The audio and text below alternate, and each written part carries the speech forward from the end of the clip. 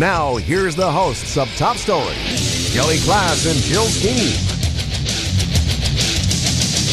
Good morning and welcome to Top Story. 7360300 is the number to call. Good morning, Jill. Good morning, Kelly. I think I've pressed all the buttons and everything should be fine for a while. Couple of hours. And our video's on. Our video's on, being recorded. And it's Tuesday. It is. Tuesday. Oh, that was the worst Everybody song loves ever. Tuesday. That was the worst song ever. Anyway. Hey, coming up, we have Steve Millington with the Twin Falls Republicans. He will be our only guest today. Going to talk about the Supreme Court non-decision yesterday. Well, they said they just not they refusing to take take the case of the gay marriage issue. And what does that mean for Idaho? A lot of people have been asking that question. And we have some information here for you from the Associated Press and the staff of the Idaho Statesman newspaper that may clarify some of that. And I think the 5 states where the state put a kibosh on it till they heard, I think now they're allowed to get married. I think it was Virginia and Utah. Yeah, well, it's kind of there's a couple of articles about it today in the Statesman, so we'll be able to go over that and kind of get some information. They already married someone in Virginia. Well, it doesn't surprise me. Right away. Good for them. I thought conservatives were for family values, marriage, family values. There you go. Well, hey, if they want to, here we go again. I believe, and I always will believe, marriage is between a man and a woman. End of story. So if they want civil unions or whatever, then that's their business. But as far as marriage, I just don't see it happening. But you know what? It is happening. Apparently it is. It's happening. And my opinion means absolutely nothing. And that's just the way I feel. I will never change my opinion. And as America continues to go into the abyss of the quagmire, then, hey, there's nothing I can do about it now. It's not going into the abyss. But as far as, let's see, then also coming up, we're going to be talking about City Hall. Yeah. Should it be in downtown? Should it be in the old Banner Building? Should be on Main Street. Yeah. Your Main Street. City Hall. I don't know. On Main Street. And we'll talk about that in the 9 o'clock talk about hour. that. So no sense getting started on it now. Don't start me. We do have a little bit of other news, and this one is kind of interesting to me. The 2014 Nobel Prize in Physics was awarded on Tuesday to Isamu Akasaki, Hiroshi Amano, and Shuji Nakamura. Now, you probably don't know these fellas. It's for the invention. They're common names. I don't know why you don't. I know. Yeah. In English, that is John Smith. Jane Doe. Yeah, whatever. But anyway, that was for the invention of efficient blue light-emitting diodes. Yeah. You might think, what in the world is that? That means nothing to me. Well, they have enabled bright and energy-saving white light sources. Now, if you'll notice, on most of the new cars and trucks nowadays, they don't have light bulbs anymore. They have LEDs, especially for the rear lights and such. And these blue light-emitting diodes can, let me just show you here. With the advent of the LED lamps, humanity now has longer-lasting and more efficient light sources. Using the same amount of energy, LED bulbs produce 4 times the light of a fluorescent bulb and nearly 20 times the light of a standard incandescent bulb, using the same energy. It's amazing. So, you'll notice these little flashlights that you buy now. They're much more durable than they used to be. It used to be you'd have a flashlight with the old incandescent bulb and you'd drop it while it was on, and generally the bulb would burn out. Right. Well, with these new light-emitting and the batteries wouldn't last very long. With the new light-emitting diodes, now you have one little light in there, and you can drop it, and it doesn't seem to make any difference, and the batteries last forever, it seems forever. Like. That is technology. That's one case where technology is going to save us instead of kill us. Yeah, so anyway, you think about it. You don't think, actually people don't think about who created it. No. You know what I mean? You don't think about all this stuff that someone sat down and thought, wow, wouldn't that be cool if? All the technology that we use in our smartphones and our computers and all of that kind of stuff, most people know that Thomas Edison invented the incandescent light bulb. That's right. Does anybody know who invented the blue LED bulb? No. Well, And if you can pronounce their names, we do now know. Yeah. So congratulations. So, I absolutely. think that's awesome. Absolutely. American swimmer, and I guess I remember several years ago when Michael Phelps was an up-and-comer, I indicated to you listeners that your kids should look up to this guy because this was a real American hero. Well, I guess I have to apologize now.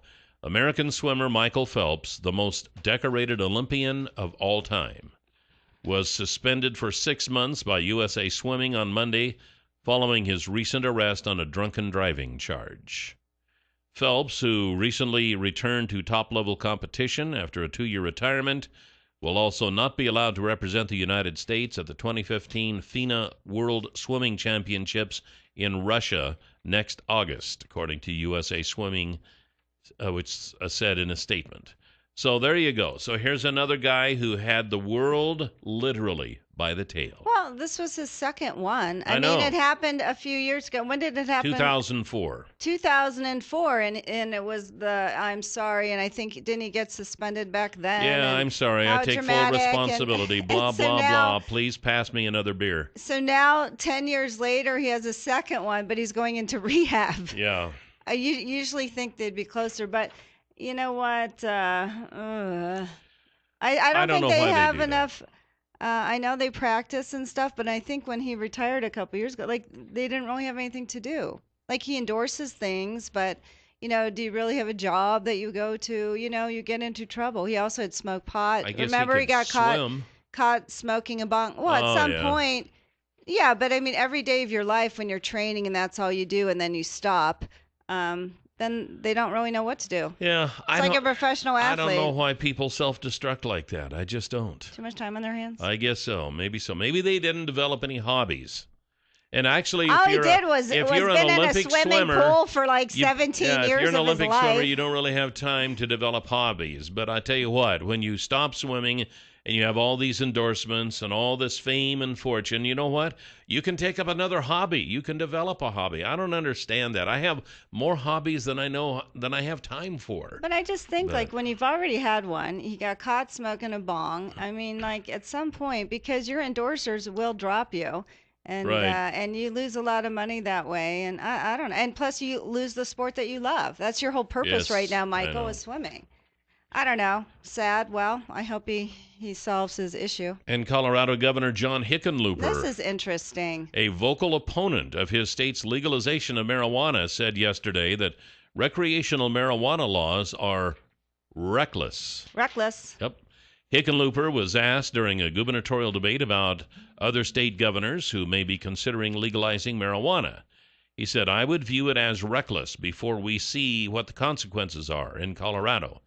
Hickenlooper said his Republican challenger, Bob Beauprez, agreed with the reckless characterization. Hickenlooper later expanded on Colorado's legalization, saying, "I think for us to do that without having all the data, there's not enough data, and to a certain extent, you could say it was reckless." The interesting thing, too, is that Hickenlooper was a beer brewer before becoming governor. So it's kind of interesting. So he made his fortune selling alcoholic beverages. And at one point that was, not legal. So it's kind of interesting. So you wonder, is it because maybe it's taking away from alcoholic beverages? I don't know. Would you smoke pot instead of drink beer? I don't know. I've never smoked pot, so I don't know. You could always go into the potato chip business and make a fortune, probably. Potato chips and marijuana, But that one's kind of interesting, and you wonder, as more states, like, why really was he saying that? Have they had problems? Okay. Mr. Millington is behind you. Why can't he just wait 5 minutes? I don't know. So you don't want him to come in right now? Fine, just open the door. I mean, fine. Seriously. Oy, oh, for heaven's sake. Oh, for gosh sakes. Cool it down, Jill. Cool it down just a little bit. You know what? You sit in this chair sometime and then you tell me, because everyone's at my back. You get to see everything and I don't. So okay, let's do that. You cool it down. That would be fun. Yeah, let me at that seat for 1 second. Okay, let's do it now. Yeah. I don't know how to work the buttons.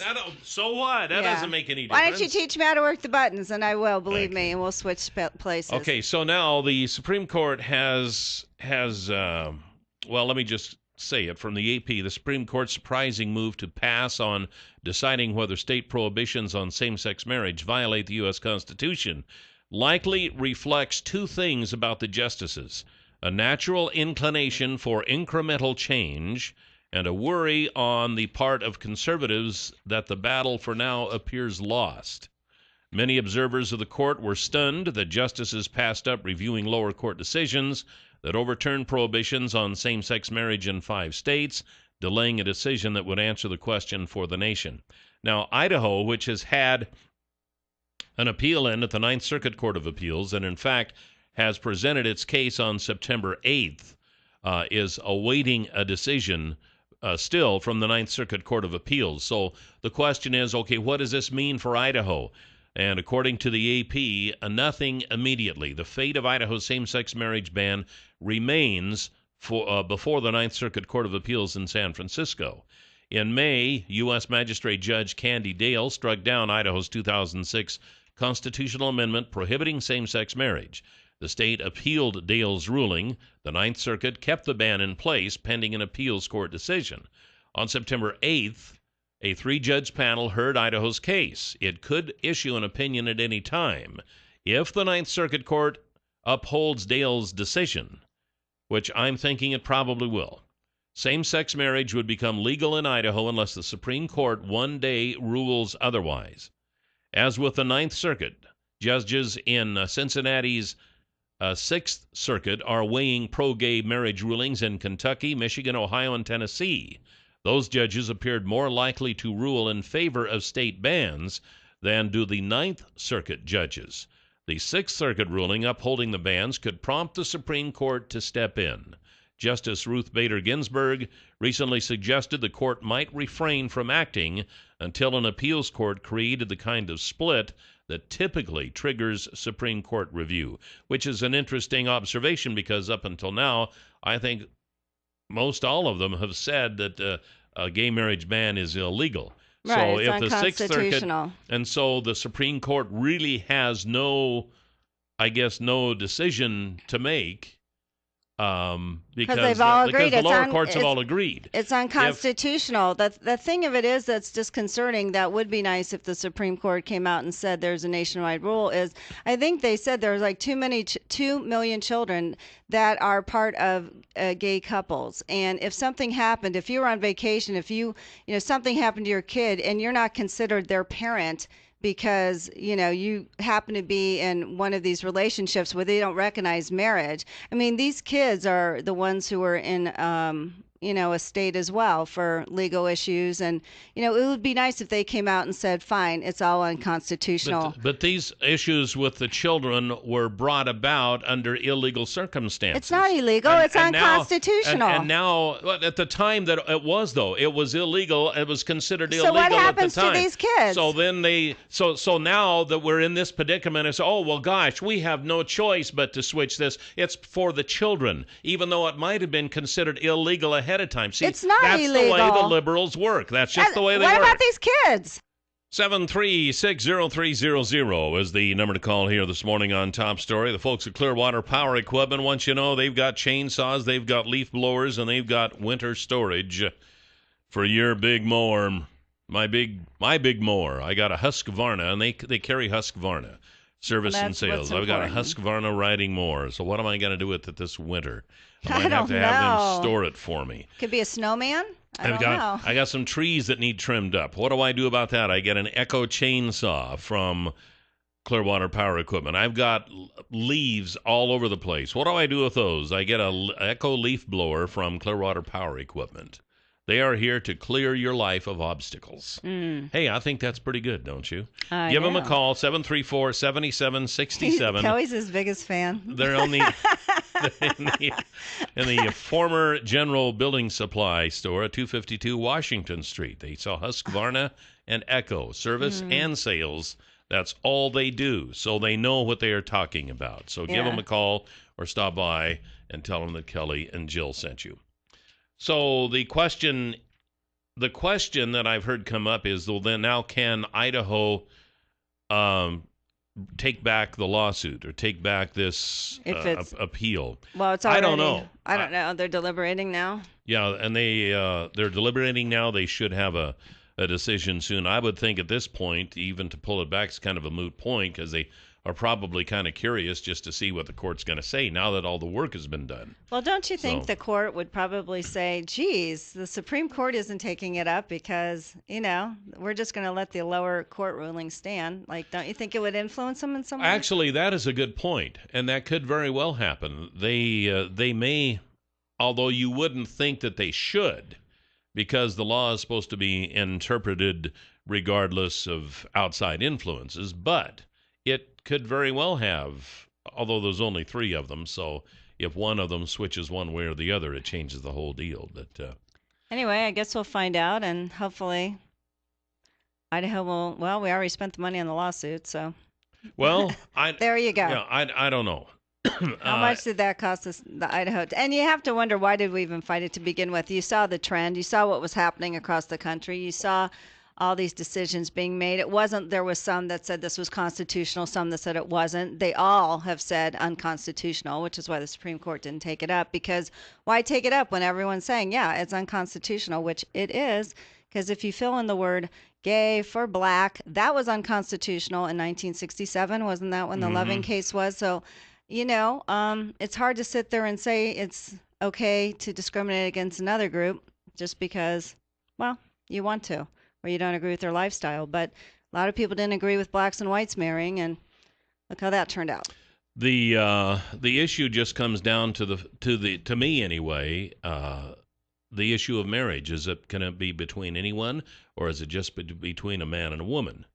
And well, apparently biologically not. speaking, and religiously speaking, and even if I don't mention the religious part of it, just biologically speaking, marriage can only be between a man and a woman. It only makes sense. You can't have it between 2 men and 2 women. That would be more like a civil union. But we are if having they want to marriages. have a civil union, I know, but It's too late. You can't put the genie back in the bottle. See, that's just There it. are states That's that just allow it. marriage. We'll go ahead and break the law, and We then are breaking the law. eventually they'll have to make it legal because, there's just so many that have broken the law. It's just easier to make it legal. It's not breaking the law. That's It's the way they work. unconstitutional. That's the way they work. They work the way they work. It's unconstitutional.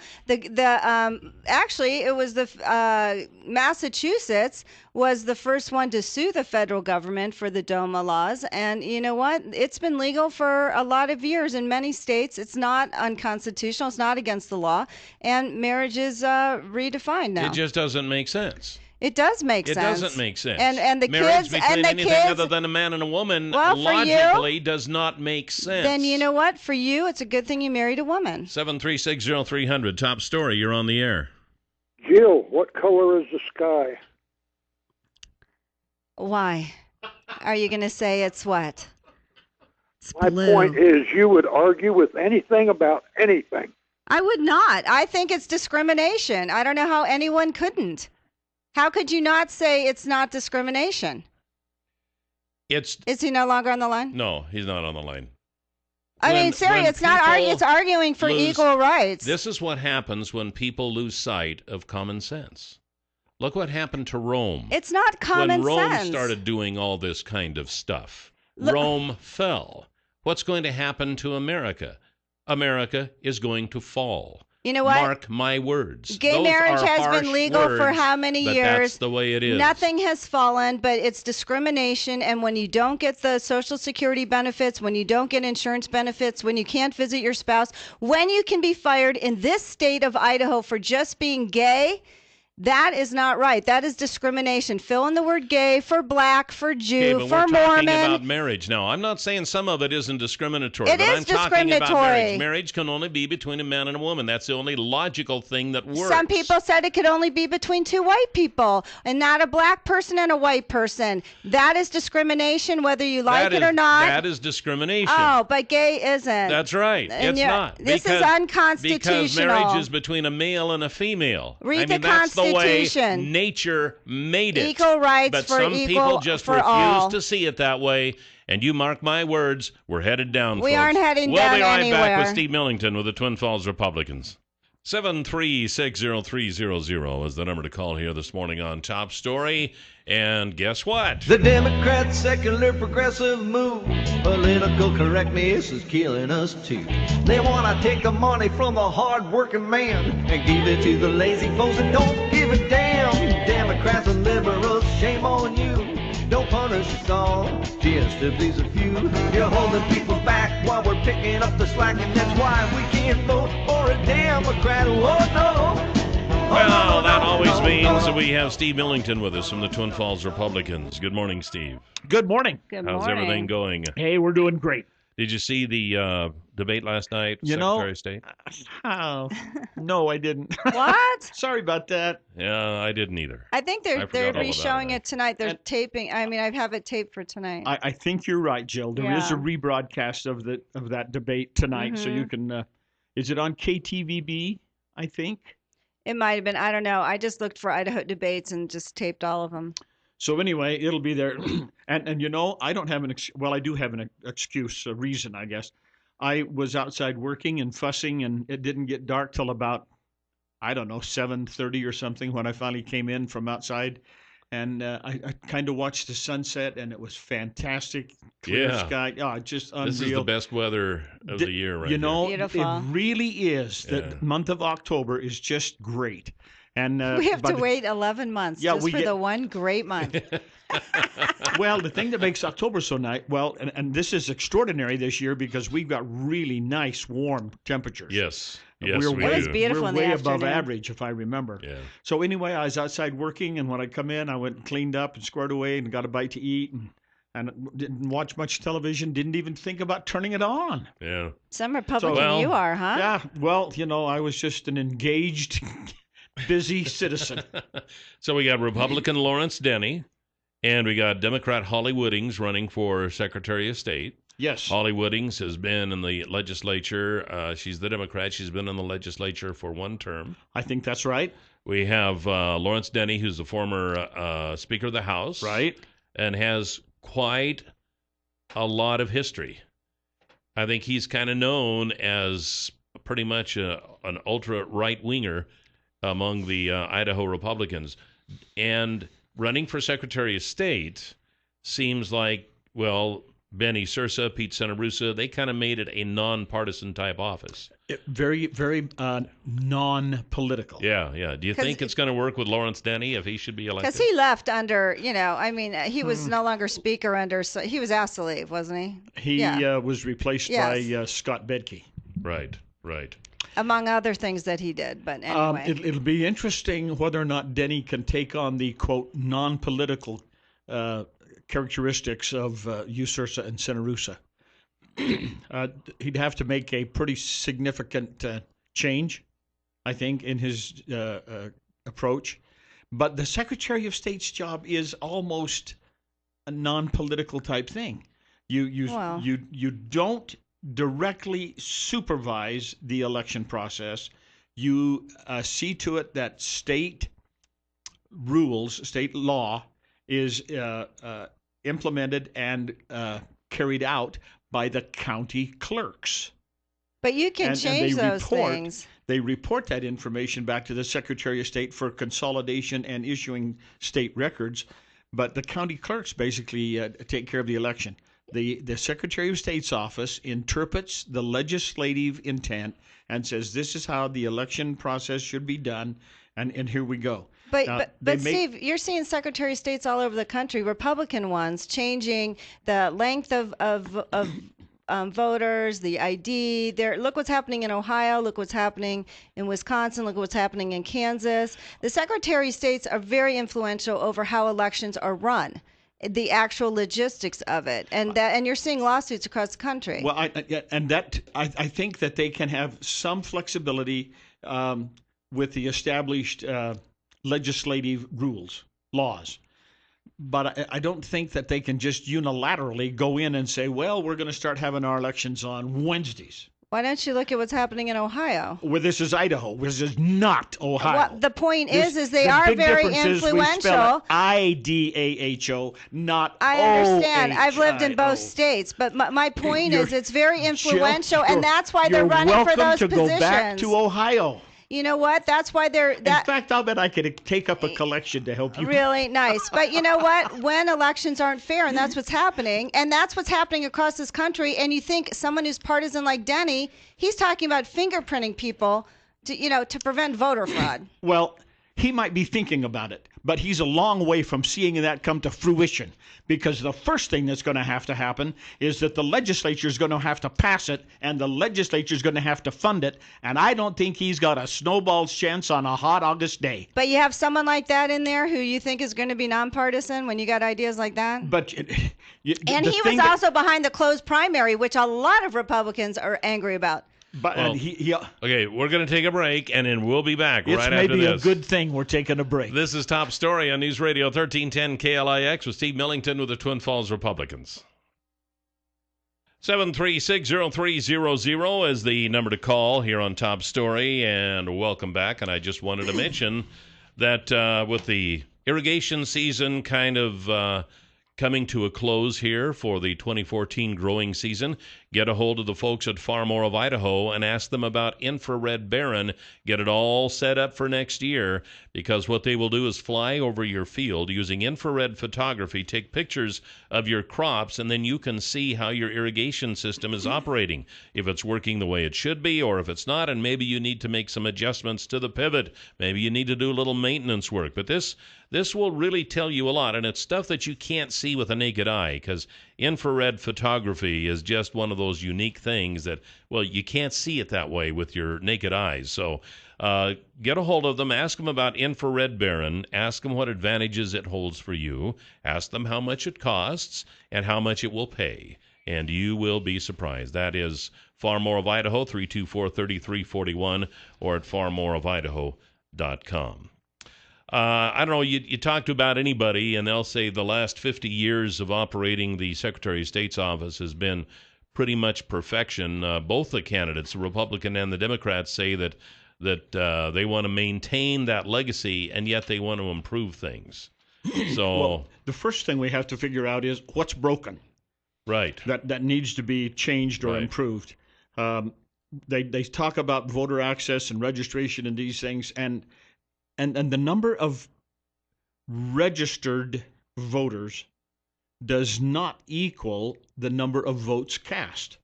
And so there's still a huge number of people out there who are registered to vote who do not. There's even a larger number of potential voters who do not register or vote.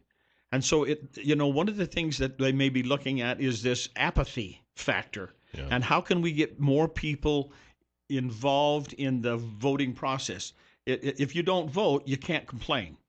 Right, but then we had Lawrence Denny on the show, and he talked about eliminating absentee votes. Now, talking about, paring down, that's not going to help more people vote. Some people are invalids, some people are sick, some military. Or people who are work and you can't get there. Requires them to travel a great deal. They need to have the opportunity for absentee ballots. Right. And that's a great... Now, I've only used an absentee ballot once. However, I do go to the courthouse on the pre-election process. Yeah. I just it's County West building, and go in and vote. No waiting lines. I can go in. I can vote. When I go to Twin to do errands, I drive right by the facility. I can just swing in there and vote and finish the rest of my errands. And that is, I think, better than going to the poll on election day, because there's always the risk of having to wait, and I'm not a good waiter. Well, or something comes up at the last minute and you can't vote. Or you get sick, or you get in a car accident, or you have a business trip. I think, and we're seeing more and more emphasis nationwide to accommodate people in the voting process. Wait, what? So, no, we see more efforts to not accommodate them. Well, I think they are. Absentee ballots are a critical, essential part.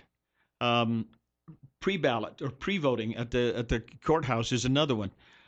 There are states that go to 100% mail-in ballots. I'm not sure I buy that one. I think security on that would be just a little bit on the tough side. But okay. So I think some of those things need to be reviewed and very carefully before they're implemented. And do we oftentimes get into a situation where somebody's trying to create sound bites that will gather voter attention to build up their position at the ballot? what's wrong? Like fingerprinting Like people to vote? The fingerprinting thing is just That is ridiculous. that's How much absurd. would that absolutely cost? Ridiculous. Besides which, that's absurd. That might be the time when I quit voting. I don't need to. How would you get everyone's fingerprint in a registry? Yeah, that's How what are you going to get everyone in a registry? That's exactly what it's after. You can't even get people to. A lot of people don't want to get a concealed weapons permit because they have to be fingerprinted. That's right. So to get them to vote, I mean, that would be. That could be that much. Was would that be bordering on soundboard? anarchy there, probably. Yeah. That was a soundbite that I wish he, and I'll bet that he wishes that he had not made. So the problem is. They all say we're going to improve voter access and voter registration. Nobody has any real good step-by-step measures of how we're going to get that done. Well, Holly Woodings was saying opening up primaries to independents because right now they get a nonpartisan ballot, but it's basically judges or some ballot issues. But, when you think the majority of voters that are registered in the state are independents, I know the Democratic primary is open to anyone. I know the Republican one isn't. You'd have to declare yourself. Well, and that I think that has created a lot of ire around here. If I remember the way the closed ballot Republican primary, one of the things that happened was that the state Republican Party petitioned, and as the Idaho Supreme Court agreed that they could control how the primary election was conducted for Republican candidates. So Holly Woodings may make a lot of noise, but the first thing that would have to happen is that the Republican State Committee would have to petition the legislature and the courts to go back to an open primary, and I don't think Holly Woodings is going to unilaterally get that done of her own choice. We got a caller. Top story. You're on the air with Steve Millington. Good morning. Good morning. Steve, you sounded fantastically empathetic towards people that don't vote or just their empathy not to vote. But it seems to me that I was reading a letter to the editor this morning on the Times News, and there was a lady that was frustrated with all this deals of not having open primaries and all that fun stuff. Plus, almost all the Republican states are passing laws to, barricade all the minorities from voting, making them jump through hoops. Yeah. And so I was just wondering, what do you think of what the founder of Paul Whitefish, I don't know what his name is, the founder of Heritage Foundation, that said he didn't want a lot of voters, because then that's when the Republicans lose. You want to explain that? How some people are doing all this to make people jump hoops in order to get. It was it Jim DeMint? He's over Heritage Foundation now. Is that who you're talking about? But that was not Jim DeMint. Who was He's the one who talking said about that? the original. Oh, that was the founder. Oh, the founder. The founder. Sorry. I'm sorry, I missed can't that. remember his name. It escapes me. Intellectual honesty, I do subscribe to most of the Heritage Foundation publications, and I get them on a regular basis. And Jim DeMint is the current guy. The previous chairman Was it Paul Weyrich, Edwin Fulner, and Joseph Kors? They were founded by those three guys in 73. Edwin. What's his last name? I don't know, Fulner, F-E-U-L-N-E-R. I don't know. Does it make any difference who founded it? I mean, what is Edwin the Fulner. issue? I think the issue is if less people come out to vote, Republicans win. That's a bad idea. The founders of our republic intended that we would have the opportunity to elect our leaders. And we have become much broader in scope over the past 200 years. We have a very, very interesting amalgamation of ethnicities and races, and they're all entitled to vote.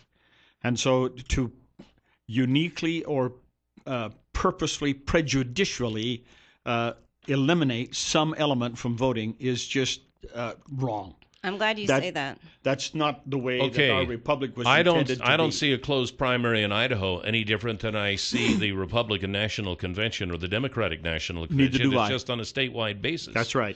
So for a group of like-mindeds to get together and choose who they want to run, that's the American way. If That's the right. independents are pissed off about that, then let the independents get together And put their own have a candidate. convention and put their, like the libertarians do, and the Democrats say, well, we invite everybody. Well, and I understand that, and that's their prerogative. But what would happen if they got some closet conservative then that they put up for election, and then once he was elected showed his true colors? I mean, that could happen in the other. That's what these groups are designed to do. That's right. But then you just look at Lawrence Stanley was the one, advocating for that. You have to wonder how nonpartisan he is, and that's the old issue. But we If have you other have questions. you vote for Hollywoodians. Exactly. And that's the American way. That's the way the ballot works. But we have other questions for you, Steve. We also have a caller. Top story. You're on the air. Good morning. Yeah, good morning, guys. Thanks for taking my call. You were talking a little bit ago about this idea of the fingerprinting and that. I think it's just asinine to even think of that. But I cannot understand why there's such a problem with having to show a proper ID. If the state's willing to spend the kind of money to do the fingerprinting thing, then I think they should be able to afford to, instead of doing that, give everybody an ID if they don't have one. Come into the courthouse, go to the licensing bureau, wherever, and get an ID. And if you don't have it when you go to vote, you're not going to vote, because this the dead people voting and all this, it's ridiculous. Everybody's allowed one vote, but in order to cast that vote, they should have to prove they are who that paper says they are. But the thing of it is to limit what kind of ID you have. In North Carolina, they just passed laws where they'll take an NRA ID and not take a student ID. They have 3 colleges in North Carolina. They, things like that, where you're eliminating a group of people and imposing them to go somewhere else. It could be hours away to get an ID. If you're an elderly person, if you're someone else, looking in Ohio, what they're doing to those people in Ohio and how far they'd have to travel to get an ID like that. They're doing that on purpose to restrict some of those groups. We sign in, you have your signature. They know you signed in already. You try to vote twice in Idaho. Go ahead. They've had 31 cases over the states out of 1 billion votes of voter fraud. It is not a problem. It's interesting that the liberal element, the statists, really grasp and hold on to the one-size-fits-all mentality. So if it's done in Ohio or North Carolina or Podunksville or Puerto Rico or who and the criminy knows where, by Gadfrey, that's the way it has to be in Idaho, because it's a one-size-fits-all world, and you dimwits had better get in line with everybody else or go straight to hit your button, Kelly. I'm going to swear. You go to hell. You say that when you have the Republicans we following. don't need to do what Ohio does. This is Idaho. There's not been any fraud committed. We're doing fine. We don't have to do what everybody else does. We can exercise our choice and our independence. What they're doing in Ohio is restricting their voter rights. No, we shouldn't do what they're doing in Ohio or in Texas, which was voted against. Or North Carolina, everybody else. This is Idaho. We can do what we need and want to do right here. That's what Republican Secretary of States are doing.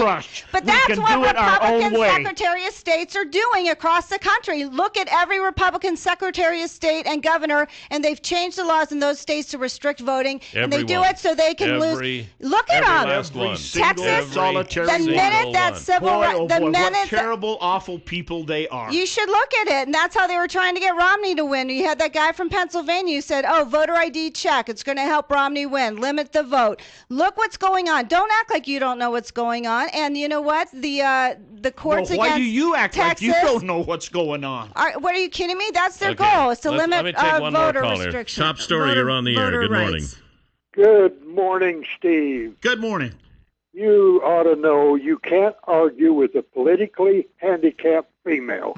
You know what? You are so insulting. I don't appreciate you calling me names like that. I have an opinion. You have an opinion. But please don't call in and call me names. Yeah, that's the American way. No names, folks. No more names or I'll cut you off. Sorry, that's the way it's got to be. Oh, you're saying that seriously, right? Yes, I am. Okay, good. I thought for a second you were like sarcastic. I'm like, what? If we want things to change in Washington and in Boise, you and I can argue vehemently back and forth. We don't call each other names. No, I don't call. I know. Come on. Yeah, we even screamed, but we didn't resort to name calling, did we? Okay, going to have a group hug after the... No, we're not. We always have a hug afterwards. Okay, we're going to talk next hour about where we should put the new City Hall in Twin Falls, right here on Top Story. Thanks, Steve. We'll see you next week. Steve. You betcha.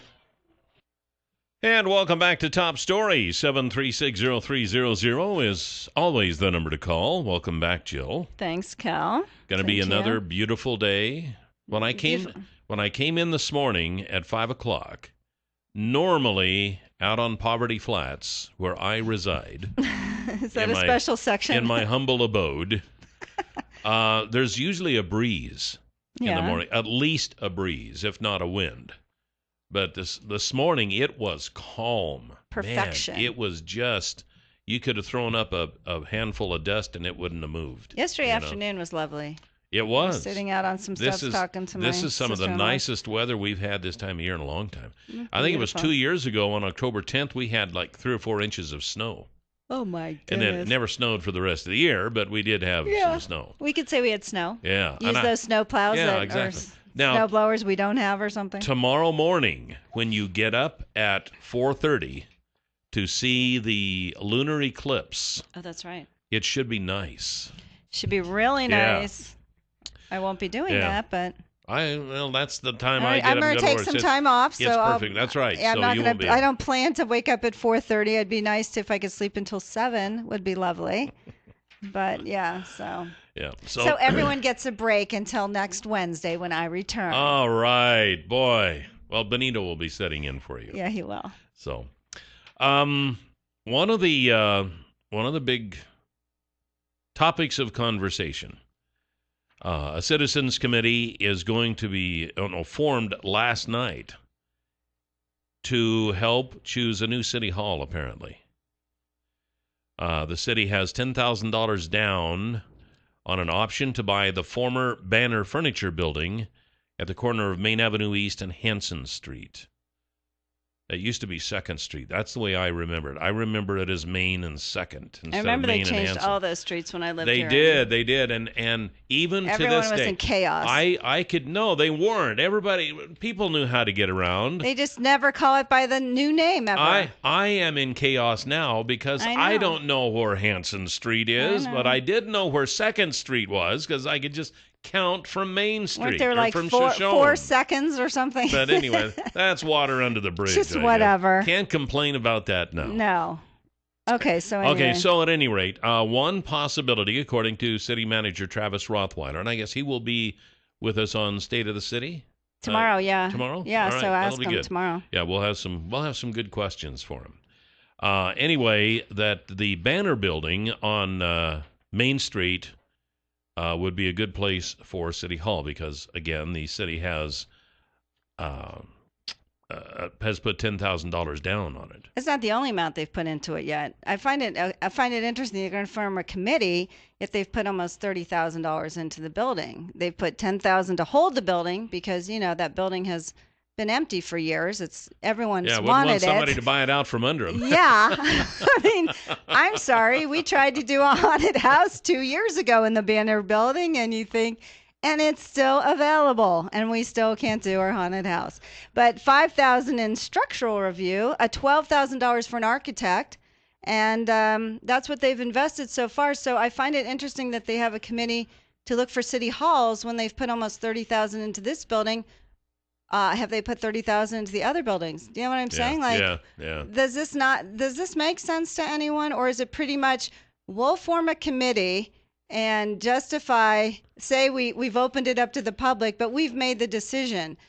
That's what it sounds like to me. The other thing that I find is very interesting and confusing is we have OTAC is the consultants working on the revitalization of downtown. I went to one of their meetings, the first meeting they had. They're supposed to have more meetings mid-October, and I saw their presentation. They redo downtowns and cities all the time, and they've showed us all the cities they've done and this and that, and I'm thinking, well, why would the city, our city, do that is when OTAC hasn't come up with their plans yet? Is that part of their plans? Why?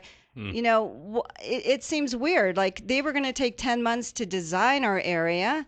Why is our city council doing something. I mean, those are the experts, right? Isn't that why we hired them? Oh, yeah. And you can't be an expert unless you're more than 30 miles out of town. So And here's the other that seems to be the little going rule. beef I have about it, which I don't understand, is why. And I've lived many places. Yes, I you have have. lived. Every and- time I talk to you almost, you come up with a new place that you live that I had no idea. I'm the true wandering Jew, You I are. have to say. You But I are. have lived in big cities too and small cities. I've lived in Boston. I've lived in Dallas. I've lived in Columbus, Ohio. I've lived in Cleveland, Ohio. I lived in Toledo, Ohio. Gosh, how old are you again? Yeah, well, we're never discussing that. But the point of it is I've never really seen a city hall on a main street. You know, it's usually Boston. It's like in the government I don't think that's that center. unusual.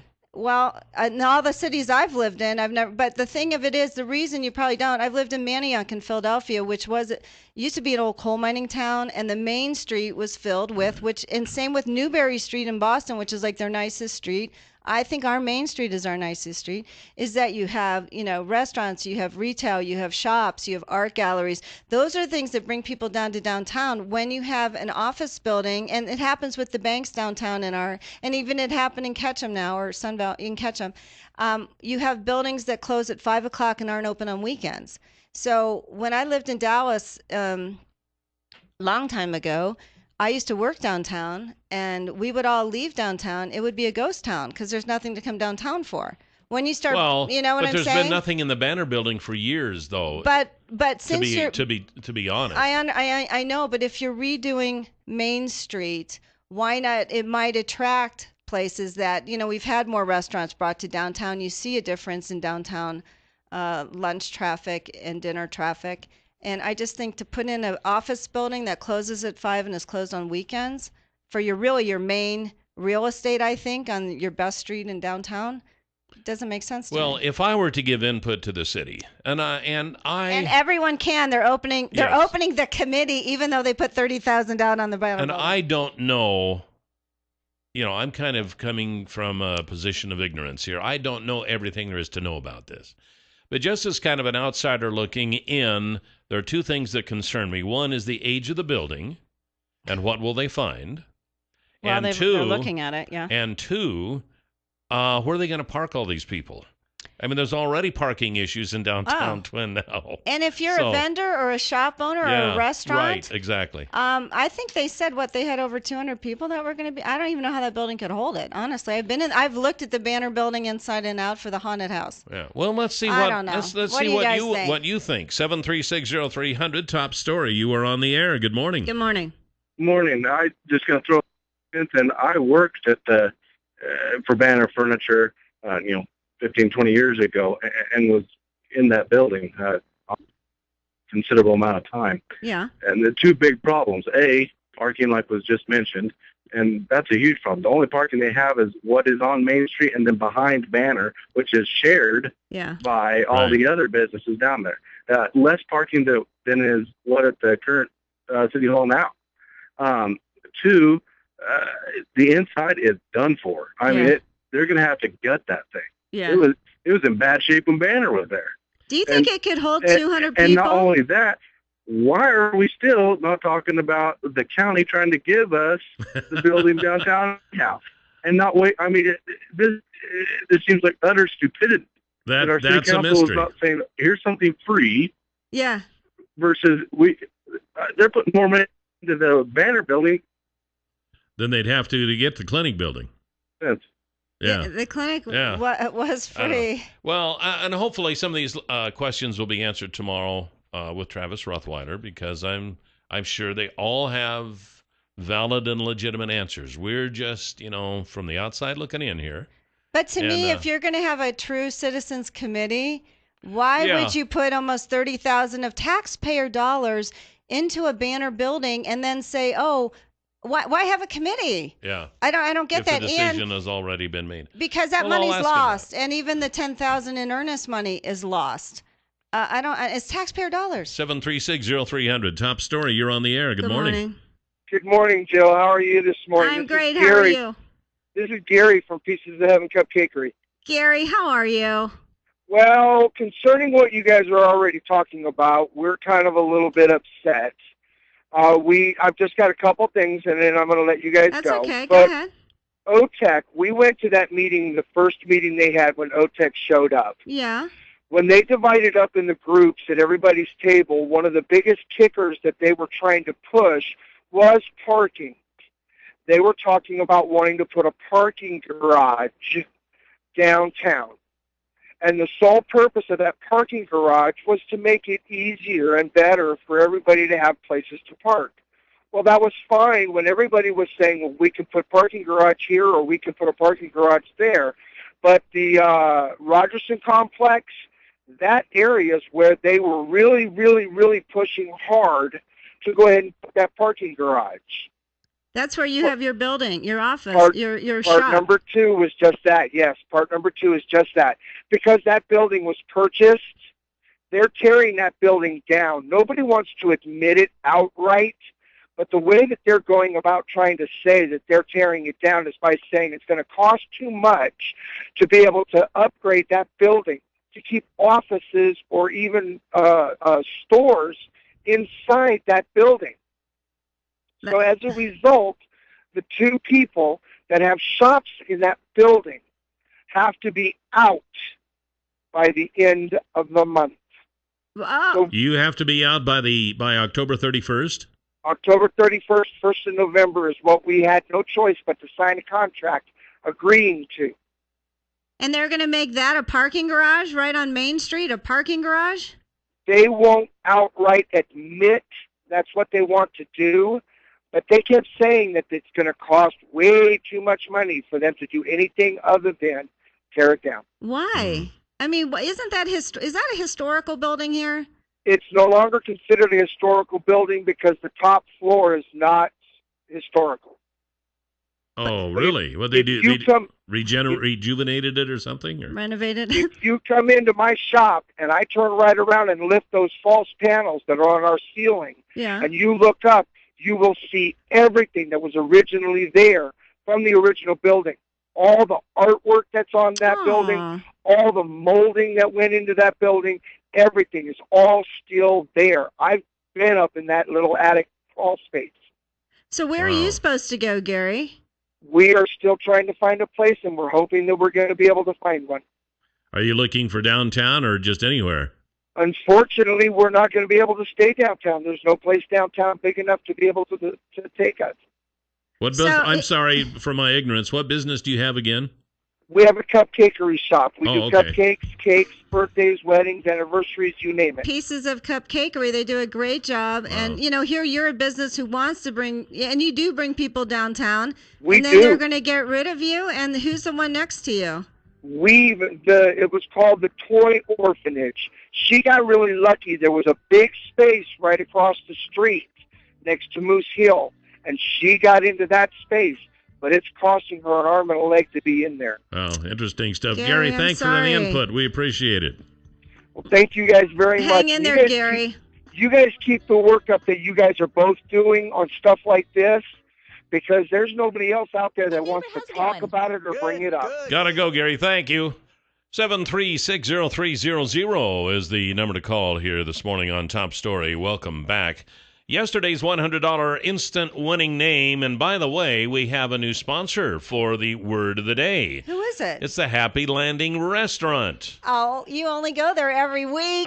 Several times a week, sometimes. Nice. Happy Landing, welcome. And if you want to watch football in the afternoons, they have $2 drink specials on Sunday afternoons at the Happy Landing. It's at the airport. You might think that you have to fly somewhere. be flying somewhere in order to eat there, but that's not the case. No. I eat there all the time, and I hardly ever fly. So what is that? That's true, but it is a nice little atmosphere. It's lovely, and they have good food, right? Oh, you like man. their food? Oh, yeah. Most of it's homemade. Anyway, I digress. They're the new sponsor for Word of the Day, and today's Word of the Day, actually today's... Wait, what? Today's winning name... I got to do this from the beginning or I'm going to get all messed up. Steve Tanguy.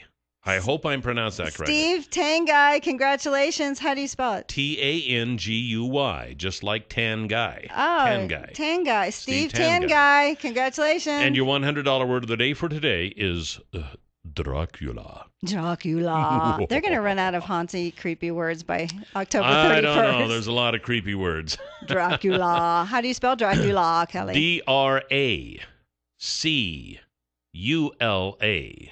Dracula. Dracula. Just like it sounds. So go to our website at Just like it newsradio1310.com. Click on Word of the Day. Type in Dracula. Dracula. And listen tomorrow. If you hear your name tomorrow and you play the word today, you win $100. That's how easy that one is. Okay, so apparently from the previous caller who has a business in the old Rogerson Hotel, which apparently they want to tear down to build a parking garage in downtown Twin Falls. Right on Main Street. I would say, and I don't know how practical this is, I'm just a poor dumb farm boy. Why not build, if you want to build a parking garage, build it on the site of the current parking lot and increase that capacity from rather than just the one having, behind the Rogerson? Yeah, the one behind the Banner Building. Oh, the Banner Building. I believe there's a parking lot behind there. And it's not very big, but if you could build one there, you wouldn't have to tear anything down. You wouldn't have to displace any businesses. And you could put it in a spot where there's already parking, and you could just increase the parking. You could go up, I don't know, 3 or 4 stories, I suppose, if you wanted to. You know, and to say that a building is too old to renovate, I mean, do they ever watch HGTV? I'm sorry. Nicole Curtis renovates 1800, 1900-year-old homes.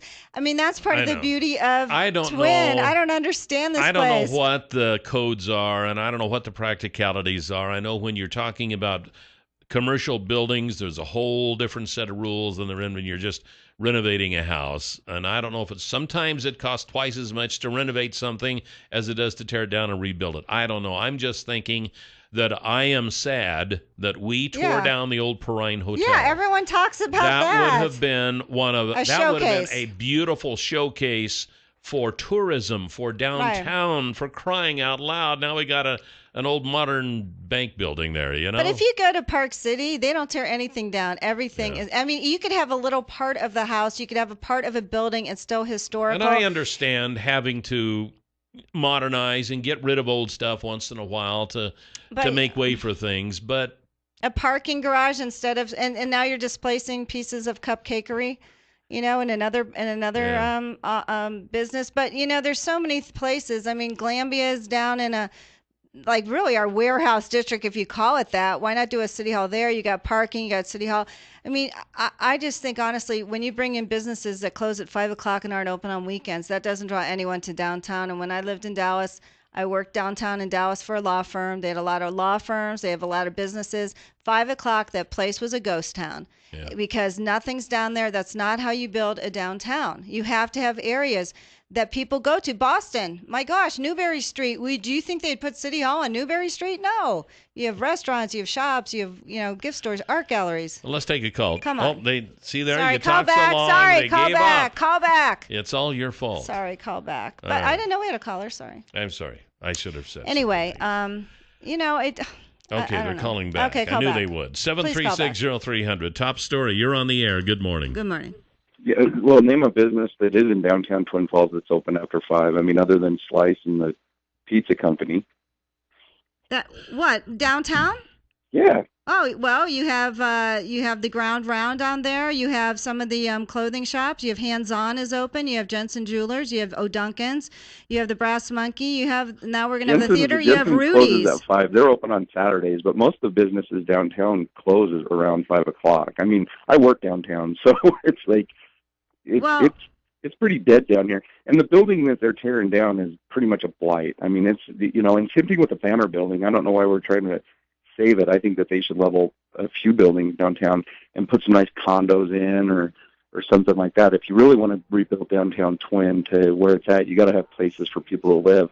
There's one guy who built a really nice apartment above his business downtown, and it's really cool. But I think if you put some living space down here, remodeled some of those apartments that are above some of those businesses, it would probably do more to revitalize than this other stuff. But that old Ivy Prime building is really, really in bad shape. I mean, it should be leveled. Apparently there are businesses in there, and those guys are doing okay. Well, I don't know. Interesting stuff. Try to do a haunted house in the Banner Building. You can't. We'll be right back on Top Story. 736-0300, the number to call here on Top Story, as always. The folks at Canyon Pond, who are on Shoshone Street and 3rd Avenue South, want you to stop by because they've got the newest pawn shop in town, right across from Will's Toyota. And they've got camping stuff. Well, you know, it's kind of dumb, I guess, for me to list everything they have because it's a pawn shop. Right. Pawn shops have just about anything you can imagine. Do you watch Pawn Stars? I don't. Don't you watch sorry. Pawn Stars? Do I seem like I would watch Pawn Stars? No, I've never even been into a pawn shop. No. Oh, wow. You'll have to go into it. We They're have just to a go. fun place to go. When I get back, we'll go to lunch and go. Okay? That's a promise. That's a promise. Okay. But Dave Hansen and the crew want you to come in, see what they've got. They're locally owned. They got brand new and used items. They got a lot of miscellaneous stuff. They got fishing poles. They got tools. They got recreational equipment. I drive by there. I see some bicycles sitting out front. I see a little four-wheeler out front every once in a while. And I know they got loads and loads of guns. So, you know, everybody around here loves guns. So at least stop in and see what he's got. They are open every day, and they want you to just stop by and say hi. I know. They got new stuff every day. They do. That's kind of the nature of a pawn shop. I guess so. You go today and you don't see anything that you're interested in, try tomorrow. They probably will. I know. They're online at canyonpawn.com. You can also give them a call. I got the number right here, 933-2600. Say, Dave. See, there you go. Do you have such and such in stock? And they say, come on down. Come on down. And you can also donate stuff too, right? To pawn off, right? I mean, you bring your stuff in. Well, you don't donate. I mean, they say you buy. They buy take it from in. you. They give you a few. They give you some money. They look at it and then they hold it for you. And then when you go back, you can pay to get it back. And if you don't come back in a certain time, then they put it up for sale. Then they sell it. Okay. Yeah. So that's how that works. Okay. Okay, so anyway, regarding the downtown and the public hearings, and we will have Travis Rothweiler, Twin Falls City Manager Travis Rothweiler, on tomorrow, and I'm sure he'll be able to clear up a lot of these questions we have at 9 o'clock. But there is when is the public hearing, Jill? I think they said it was the 22nd starting. Oh, well, it was supposed to be the Citizens Committee. I think it's the 22nd, I heard. Yeah, is that in the article? No, it's not. Maybe I read that. Well, in we'll the find that out Times tomorrow News too. Then. Anyway, I think it's the 22nd, the Citizens Committee, and then the 23rd, and then another time. But it just seems a little odd to me to have a Citizens Committee when you've put almost $30,000 down on one building. That doesn't make sense to me. Well, I don't care what. Yeah. I mean, that just doesn't. It seems like nothing should be committed if you have a Citizens Committee. Does it? I mean, does that? I don't know how things work today. I know that you got to have engineering studies to make sure it's even feasible, and that stuff costs money, and that's stuff that you don't get money back on. So are they doing that on all the buildings? As far as I don't know, and as far as the $10,000 to hold it, if you don't buy it, I think you get that back. I'm not sure. No, you don't. You lose it if you don't sign by a certain time. Oh, okay. Well, then so the taxpayers are going to lose the $10,000. There you go. But not to mention, apparently they've already done the structural for $5,000, the architect for $12,000, and $10,000 to hold the building because people were just trying to buy that one up, right and left. I don't know. I'm sorry, but when people are considering it as a haunted house, how many people? I mean, it's been a great building. It's been there for a long time, and I'm sure it's got a lot of stuff to renovate that one. I remember that building when it was C.C. Anderson's. Hey. It was C.C. Anderson's when I was a young boy. Right as I sit here talking about this, I can remember going into that. They sold clothing. I can remember going into that building with my mom when I was just a little kid. Same building. So it's been around a while. So how long has that been? I mean, how does does that not cost a lot to renovate? You would think. 736-0300. Top story. You're on the air. Good morning. Hey, morning. It's Carl, your favorite commodity driver. Hey, Carl. How are you, buddy? Hey, what's going on? Well, we're just talking about downtown. What's going on with you? Well, I'm just feeding some cattle. But it sounds to me like they've already bought the building. It sort of does. At least planning on it, doesn't it? Nah, they're going to get it. Why would you put all that money down, unless you're going to have already, the Citizens Committee meeting, that's just, I don't know, that's just a political type of deal. Look, here we are, we're going to ask your guys' opinion, but if you've already put, in my calculations, about 30,000 in it already, huh? Yeah. Yep, that's right. I know. It's that's a little right. perplexing, isn't it, Carl? It's just, if that's why I don't do the money situation in my house, because that's how I spend it. That's why my wife takes care of all the money. Carl, well, call in tomorrow. You can ask Travis. He'll be here at 9 o'clock. Okay, I sure will. Be careful All driving. Thanks for calling, You guys Carl. have a great day. You too. Thanks Bye. for calling. Carl. Oh, poor Travis. I guess he'll have his plate full tomorrow when he gets here. I'm sorry, but That's they why work he for makes the big bucks. They work for, and he makes big bucks. They work for the taxpayers. That's sorry, right. It's That's taxpayer money. absolutely right. Think Yeah. about it. We'll be right back here on Top Story. 736-0300. 736-0300 is the number to call. There's another number to call. I'm going to give you another number to call. Maybe you are considering a low-end honey loader. Maybe. From Stanley and Company. If you have a big feedlot or dairy operation, lots of livestock, you may want one of these. It loads all types of manure, liquid, frozen, dry, fast loading up to 7 miles per hour, and a fast unloading rear hydraulic gate. One pass down the lane, and the manure is picked up. It's gone. It's done. It's out of there. So if you want to see one of these in operation, call Pat Hartzell with Stanley and Company. He can set you up with an appointment to one of these feedlot or dairy operations in the area that has purchased one that uses it. You can go there and see it actually in real-time operation. That's right. Actually, you could probably go to YouTube, too, and type in low-end honey loader and probably see one in operation. But there's just nothing like getting right up close where you can kick the tires and actually, smell it.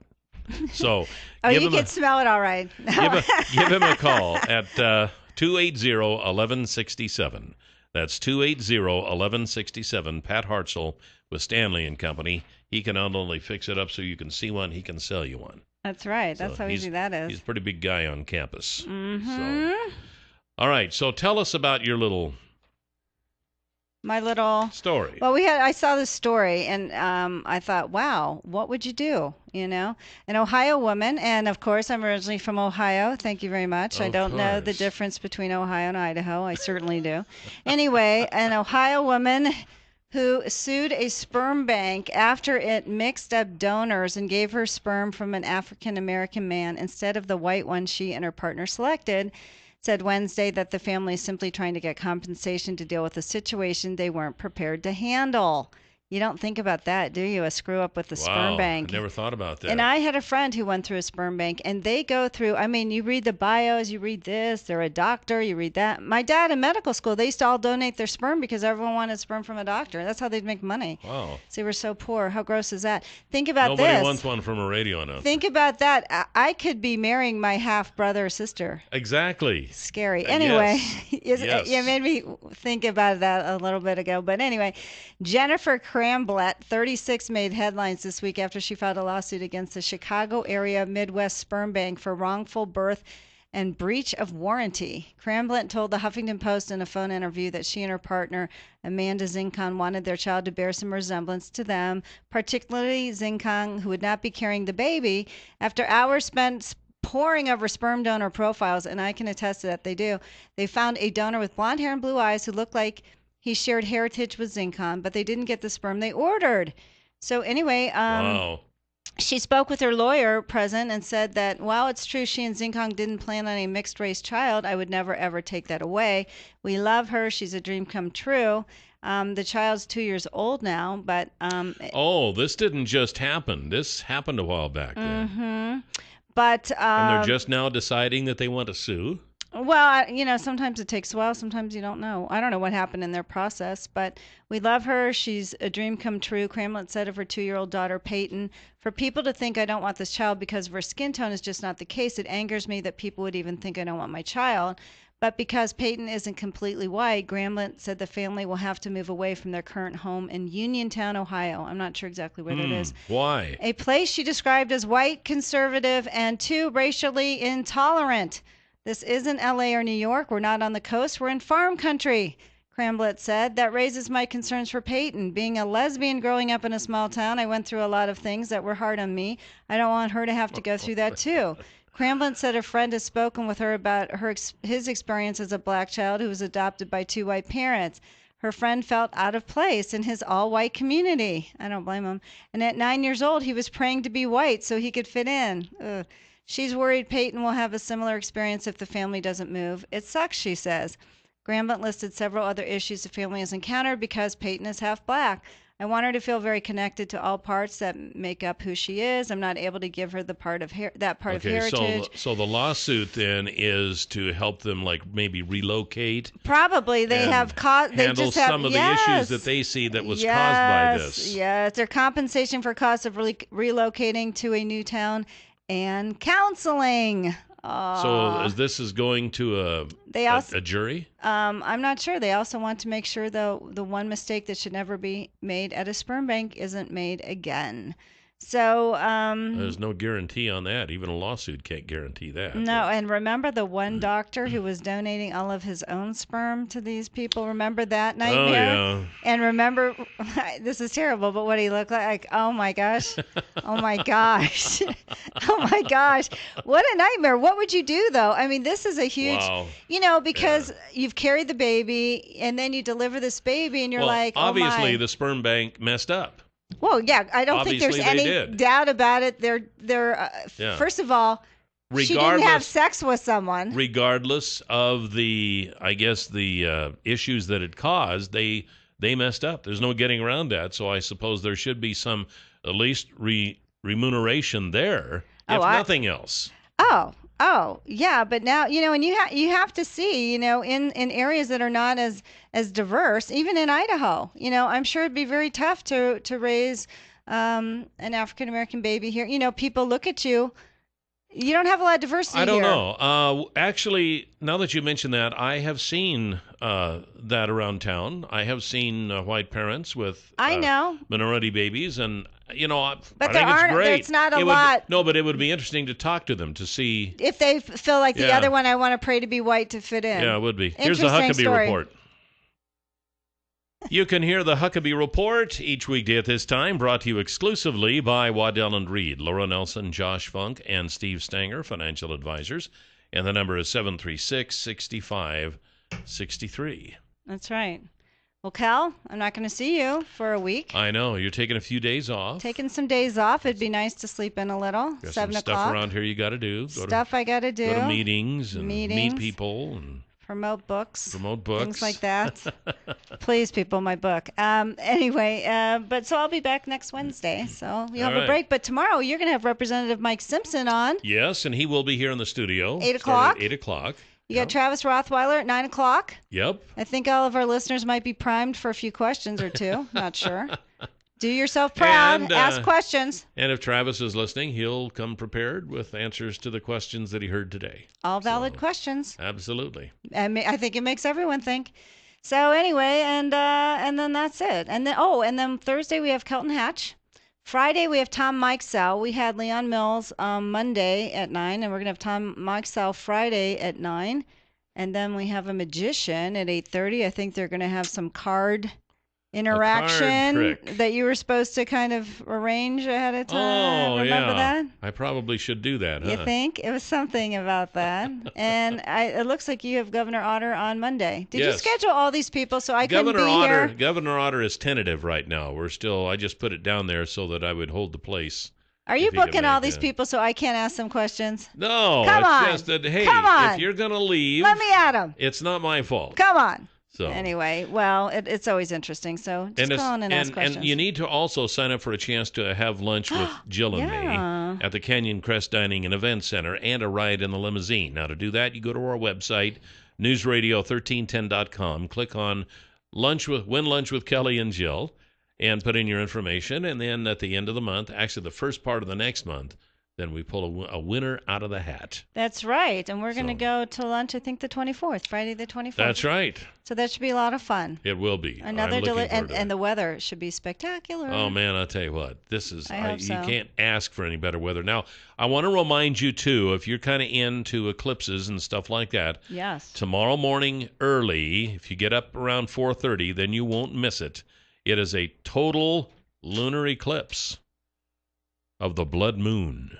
And it will reach its maximum, I believe, just before 5. Right. I think at 4:54, and it ends at 5:45. You might have to come to work a little early to catch it. Yeah, or late. Or late. Probably late. Yeah. So, hey, thanks for joining us today. We'll see you tomorrow right here on Top Story. See Goodbye, you next Jill. week. Bye, Cal.